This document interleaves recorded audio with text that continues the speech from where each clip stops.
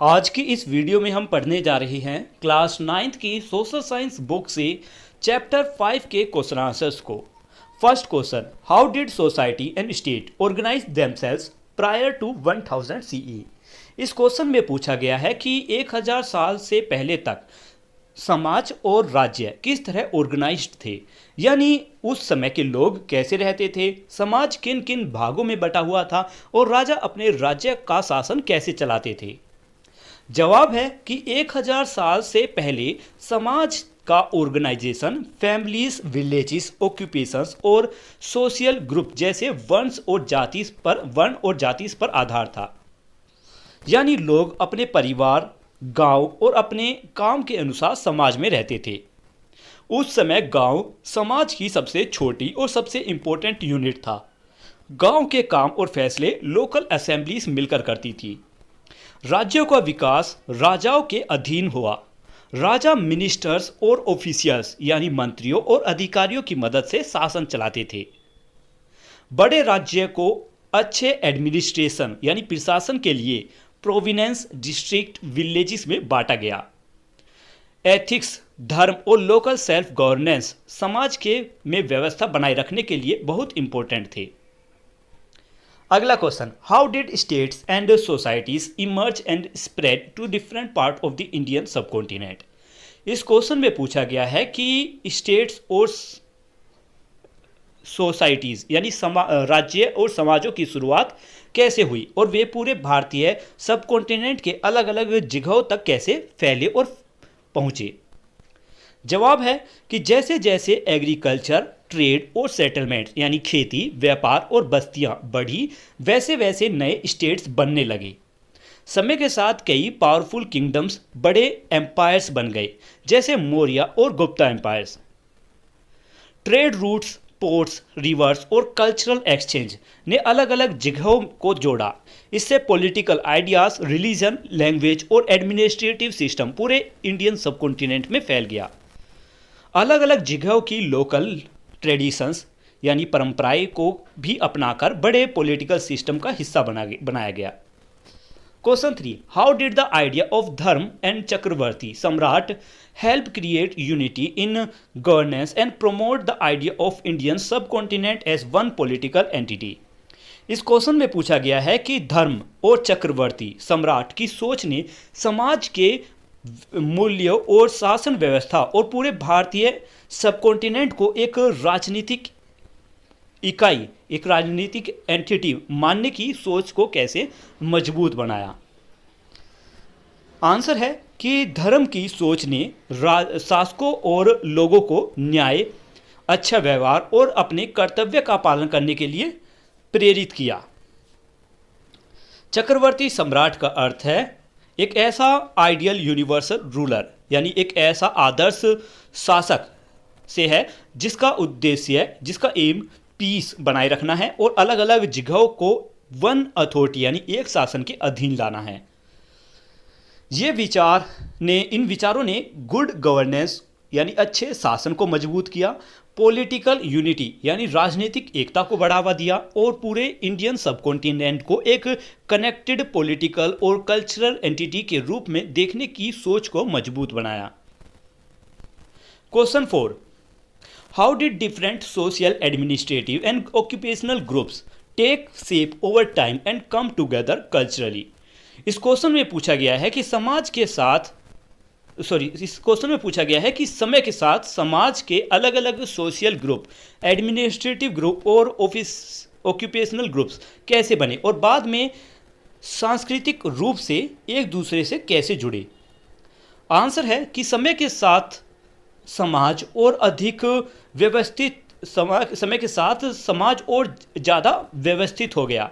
लोग वंश, जाति, ऑक्यूपेशनल ग्रुप यानी काम के आधार पर बनी ग्रुप्स, गिल्ड्स और एडमिनिस्ट्रेटिव डिविजन्स में इकट्ठे होने लगे।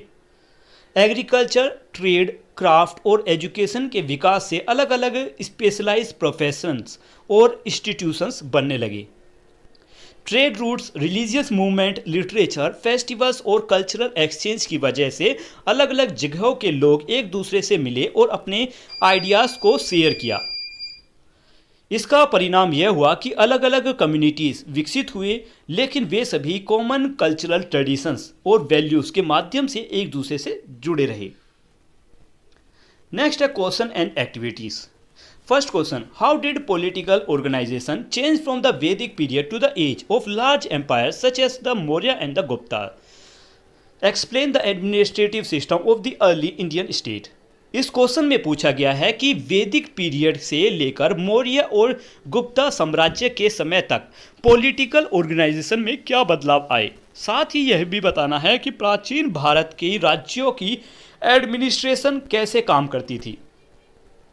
जवाब है कि वैदिक पीरियड में पॉलिटिकल ऑर्गेनाइजेशन छोटे छोटे ट्राइब्स, जिन्हें जनास कहा जाता है और जनपद पर आधारित थी। उस समय राजा अकेले फैसला नहीं लेते थे, बल्कि सभा और समिति जैसी सभाओं की सलाह लेकर शासन चलाया जाता था। बाद में मौर्य और गुप्ता जैसे बड़े साम्राज्य बने। इन साम्राज्यों में सेंट्रल एडमिनिस्ट्रेशन पहले से ज़्यादा मजबूत हो गया। इस समय राजा सुप्रीम रूलर बन गया। शासन चलाने की में उसकी मदद काउंसिल ऑफ मिनिस्टर्स यानी मंत्री परिषद और ऑफिशियल यानी अधिकारियों द्वारा की जाती थी। शासन चलाने की मदद बड़े साम्राज्य को प्रोविनेंस, डिस्ट्रिक्ट और विलेजेस में बांटा गया था। हर भाग की देखभाल के लिए अलग अलग ऑफिसर्स नियुक्त किए गए थे। यह administrative system law and order बनाए रखने, टैक्सेस इकट्ठा करने, न्याय देने और बड़े राज्य को अच्छे से चलाने में मदद करता था। Question second, describe the role of the king, important officers and the method used to govern large territories. इस क्वेश्चन में पूछा गया है कि राजा, उसके महत्वपूर्ण अधिकारी और बड़े राज्य को चलाने के लिए कौन कौन से मेथड्स अपनाए जाते थे।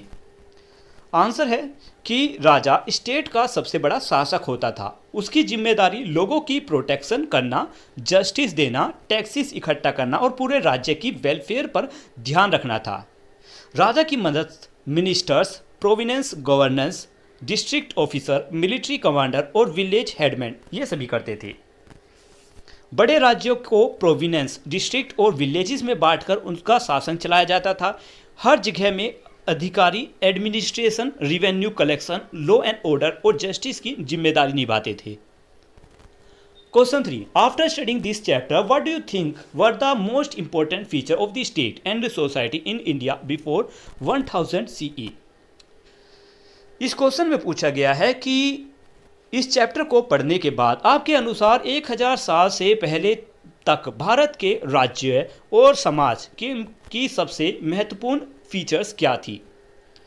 आंसर है, उस समय की सबसे इंपॉर्टेंट फीचर थी strong kingdoms, organise administration, village self government, वंश और जाति सिस्टम, धर्म और एथिक्स का महत्व, एग्रीकल्चर और ट्रेड का विकास, गिल्ड्स का बनना, एजुकेशन और लिटरेचर की प्रोग्रेस होना, शिक्षा का सम्मान, रिलीजियस और ट्रेडिशंस का प्रचार। Next, what do early text such as the Rigveda, Arthashastra and the Mahabharata reveals about political and social life? Answer है कि ये ग्रंथ हमें किंगशिप यानी राजा का शासन, administration, justice, rulers, duties, social organisation, वंश, family life, ethics, religion, education, economic activity इन सभी के बारे में जानकारी देते हैं।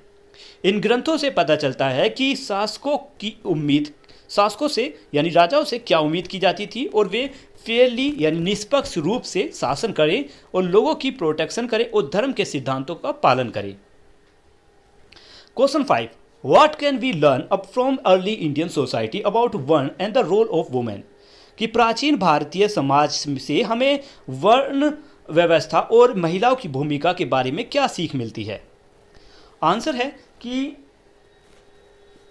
अर्ली सोसाइटी यानी पुराने समाज में 4 वर्न्स यानी 4 वर्णों में मतलब अर्ली सोसाइटी 4 वर्णों में बटी हुई थी। लेकिन शुरुआती समय में लोगों का ऑक्यूपेशन हमेशा जन्म के आधार पर तय नहीं होता था।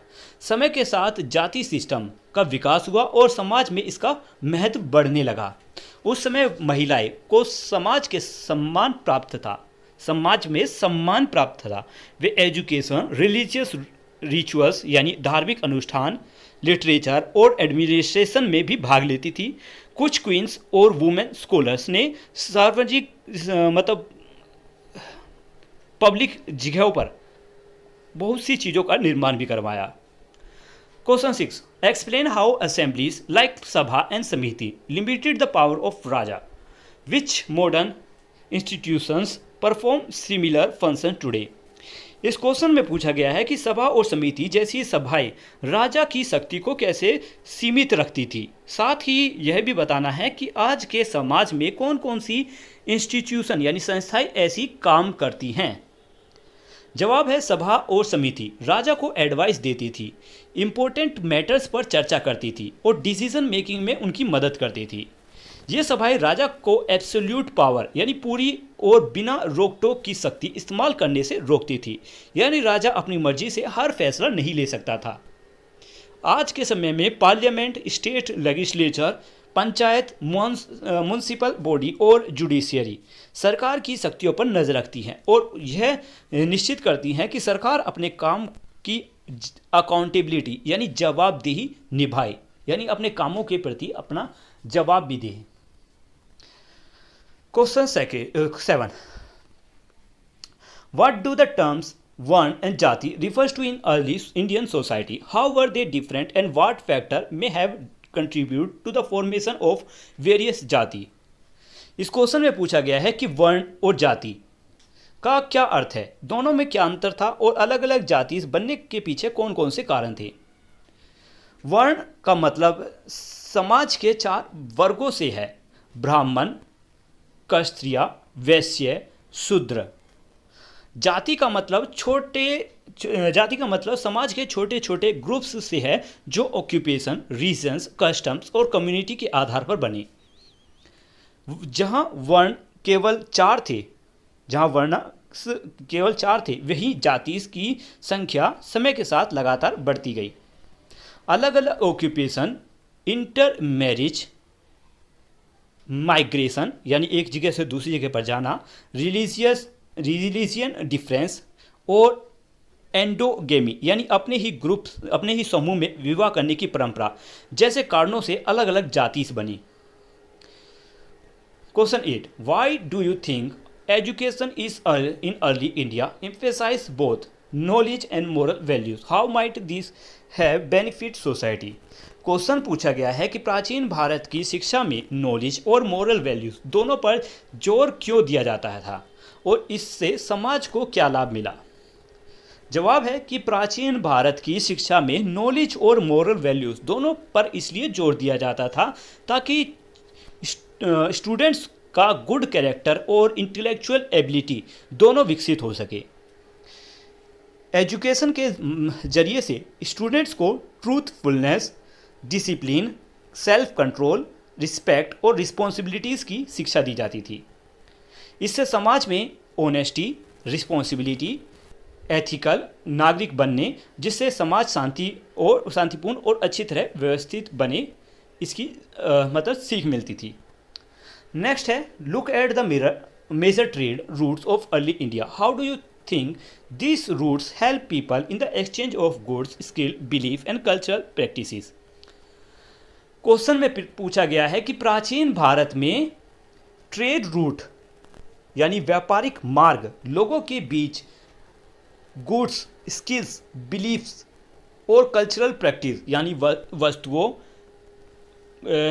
इंसान का कौशल, मान्यताएं और सांस्कृतिक परंपराओं के लेन देन में कैसे मदद करते थे। जवाब है कि ये मेजर ट्रेड रूट्स इंडिया के अलग अलग जगहों और दूसरे देशों को आपस में जोड़ते थे। इन रास्तों के जरिए से टेक्सटाइल्स, स्पाइसेस, मेटल्स और प्रीशियस स्टोन जैसी ऑब्जेक्ट्स का लेन देन होता था। इन व्यापारिक मार्गों से skills, ideas, religious belief, languages, art and cultural practice भी एक जगह से दूसरी जगह पहुंची। इससे अलग अलग जगहों के बीच इकोनॉमिक और कल्चरल संबंध मजबूत हुए। What might have been the advantages and challenges of ruling a large empire in the absence of modern community system? इस क्वेश्चन में पूछा गया है कि जब मॉडर्न कम्युनिकेशन सिस्टम नहीं थे तब बड़े साम्राज्य पर शासन करने से क्या फायदे और क्या कठिनाइयाँ थी। जवाब है कि बड़े साम्राज्य का सबसे बड़ा फायदा यह था कि शासक के पास वास्ट रिसोर्सेज यानी बहुत ज़्यादा संसाधनों पर नियंत्रण होता था। इससे व्यापार बढ़ता था, राज्य का पॉलिटिकल इन्फ्लुएंस यानी राजनीतिक प्रभाव भी बहुत ज़्यादा होता था। लेकिन उस समय कम्युनिकेशन बहुत धीमा था, इसलिए लॉ एंड ऑर्डर बनाए रखना, टैक्सेस समय पर इकट्ठा करना, दूर के प्रोविनेंस का सही ढंग से प्रबंध करना और किसी इमरजेंसी में जल्दी कार्य करना बहुत मुश्किल होता था।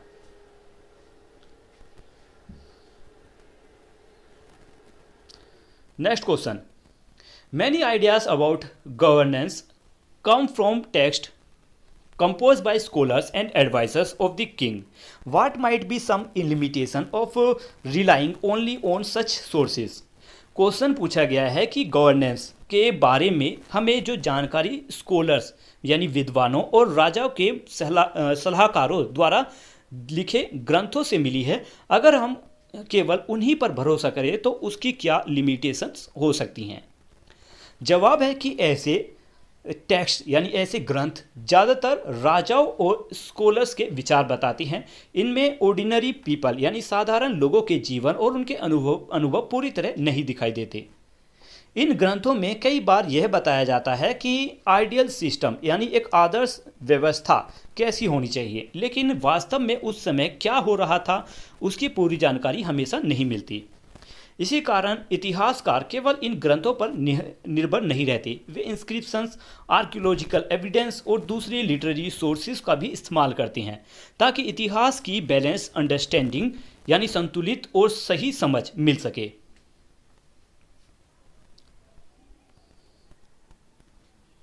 Next question, read the source and answer the question. Question is, what does this source tell us about the economic role of guilds? इस क्वेश्चन में पूछा गया है कि यह सोर्सेज हमें गिल्ड्स और इकोनॉमिक रोल के बारे में क्या बताती हैं।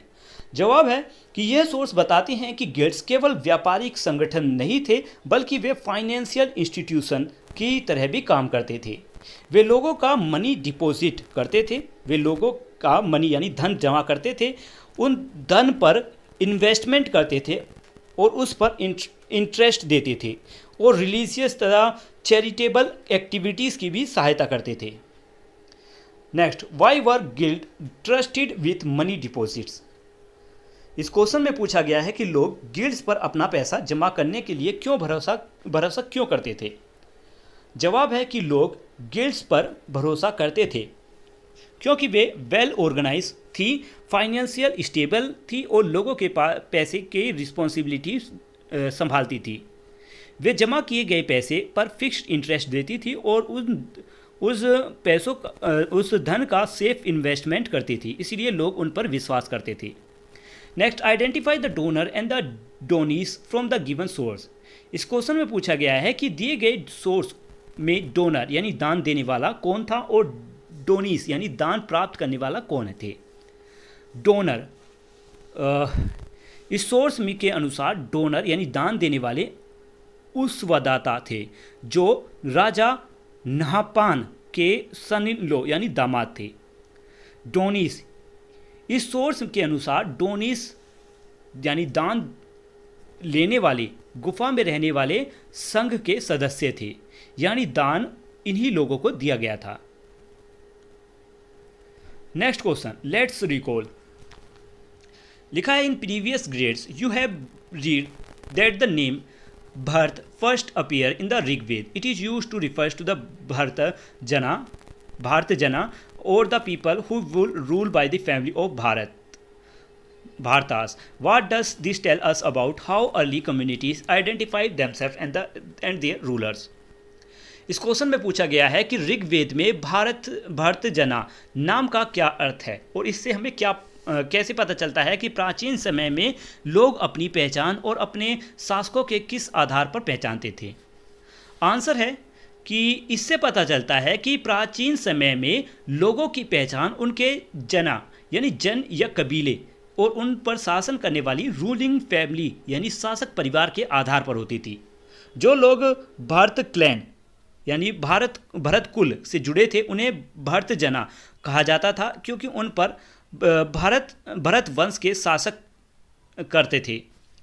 इससे यह भी पता चलता है कि उस समय लीडर्स और फैमिली टाइज लोगों की पॉलिटिकल आइडेंटिटी बनाने में इंपॉर्टेंट रोल निभाते थे।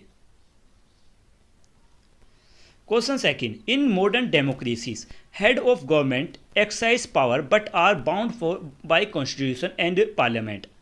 यानी इस क्वेश्चन में पूछा जा रहा है कि आज की डेमोक्रेसी में जैसे सरकार की शक्ति कॉन्स्टिट्यूशन और पार्लियामेंट द्वारा कंट्रोल होती है, क्या वैदिक पीरियड में राजा, सभा और समिति की भूमिका भी ऐसी होती थी? क्या उस समय लोगों की पार्टिसिपेशन शासन में थी? जवाब है यस, कि हाँ, कुछ हद तक ऐसा ही कहा जा सकता है। हालांकि राजा सबसे बड़ा शासक था, लेकिन सभा, समिति और विधाता जैसी सभाएं पब्लिक मैटर्स पर चर्चा करती थी और राजा को सलाह देती थी। इन सभाओं की मौजूदगी से पता चलता है कि सभी फैसले केवल राजा अकेले नहीं लेते थे। लोगों की शासन में कुछ भागीदारी थी, लेकिन ये सभाएं आज की डेमोक्रेटिक इंस्टीट्यूशन यानी लोकतांत्रिक संस्थाओं जितनी खुली और लोकतांत्रिक नहीं थी। थर्ड क्वेश्चन का मतलब है, इस क्वेश्चन में पूछा गया है थर्ड में कि राजा का लोगों की रक्षा करना और न्याय देना क्यों जरूरी था, और इससे क्या उस समय की गवर्नेंस और रूलर्स और उसकी प्रजा के संबंध में के बारे में आपको क्या पता चलता है? जवाब है कि राजा के लिए लोगों की प्रोटेक्शन करना और जस्टिस देना बहुत जरूरी था, क्योंकि इससे राज्य में शांति, सुरक्षा और स्थिरता बनी रहती थी। जब राजा सभी लोगों के साथ निष्पक्ष व्यवहार करता था तो लोगों का अपने राजा पर विश्वास बढ़ता था। इन डिस्क्रिप्शन से पता चलता है कि राजा से उम्मीद की जाती थी कि वह जिम्मेदारी से शासन करे और अपनी प्रजा की भलाई के लिए काम करे। अच्छा शासन केवल शक्ति और नहीं बल्कि कर्तव्य, न्याय और जन कल्याण पर भी आधारित था। Next question, what do you think different ruler choose to record their inscription on the same stone instead of new one. Question पूछा गया है कि अलग अलग राजा ने नया पत्थर इस्तेमाल करने की बजाय एक ही पत्थर पर इंस्क्रिप्शंस क्यों लिखवाए? जवाब है कि अलग अलग शासकों ने शायद उसी पत्थर को चुना क्योंकि वह पहले से ही एक इम्पोर्टेंट पब्लिक मोन्यूमेंट था। उसी पत्थर का इस्तेमाल करने से उनका शासन पहले के शासकों से जुड़ा हुआ दिखाई देता था और शासन की लगातार चलने की परंपरा भी दिखाई देती थी। इससे ज़्यादा लोग उन इंस्क्रिप्शन को पढ़ सकते थे, इतिहास की जानकारी एक ही जगह सुरक्षित रहती थी और नए शासक पहले के शासकों का सम्मान करते हुए अपने शासन की जिम्मेदारी भी जोड़ देते थे। Next question, how would dividing a kingdom into province, district and village have help ruler manage their empires? What similarities can you identify between these administrative divisions and the system of governance in Indian today? इस question में पूछा गया है कि राज्य को province, district और villages में बांटने से शासन चलाना कैसे आसान हुआ और इसकी आज से भारत की प्रशासनिक व्यवस्था से क्या समानता है? जवाब है कि राज्य को प्रोविंस, डिस्ट्रिक्ट और विलेजेस में बांटने से एडमिनिस्ट्रेशन ज़्यादा ऑर्गेनाइज और इफ़ेक्टिव हो गया।